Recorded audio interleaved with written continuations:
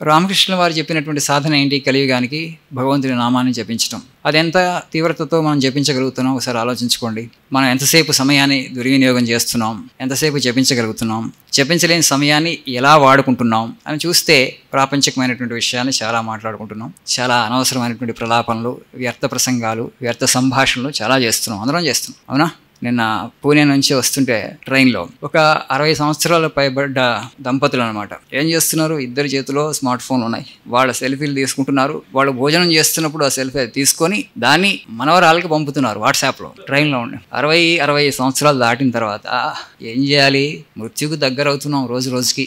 స్పృహే లేదు. అంటే ఏంటి తర్వాత ఏంటి, ఏం జరగబోతుంది? ప్రపంచం నుంచి నిష్క్రమించబోతున్నాం. తర్వాత ఏమొస్తుంది మనతో? ఏమి తీసుకువెళుతున్నాం తర్వాత ప్రపంచానికి? ఈ ప్రపంచానికి సంబంధించినటువంటి ఏమన్నా తీసుకెళ్ళగలుగుతాం? నెక్స్ట్ ప్రపంచానికి తీసుకెళ్ళలేం కదా. ఈ బాంధవ్యాలన్నీ శరీరం ఉన్నంత కాలమే కదా. శరీరం కరిగిపోయిన తర్వాత, శరీరం త్యజించిన తర్వాత ఏమి రావు కదా. అంటే అలర్ట్నెస్ అంటాం ఇంగ్లీష్లో, జాగరూకత అది లేదు.